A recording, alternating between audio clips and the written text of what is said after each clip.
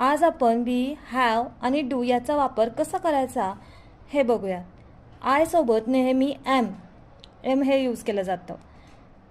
हॅवमध्ये I सोबत नेहमी हॅवच, has वापरलं जात नाही. नेहमी आय सोबत हॅवच वापरलं जातं. आय सोबत डूज वापरलं जातं, डज कधीही वापरलं जात नाही. Okay. You are, you have, you do. का वापरलं you are, you have, you do का वापरलं? कारण यू हे अनेक वचनमध्ये घेतलं जातं, त्यामुळे you are, you have, you do असं.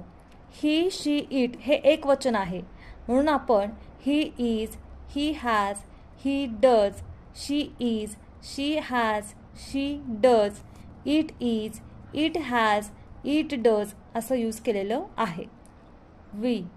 वीमध्ये हा काय आहे तर अनेक वचन आहे, वी आणि दे. सो म्हणून अनेक वचन आहे.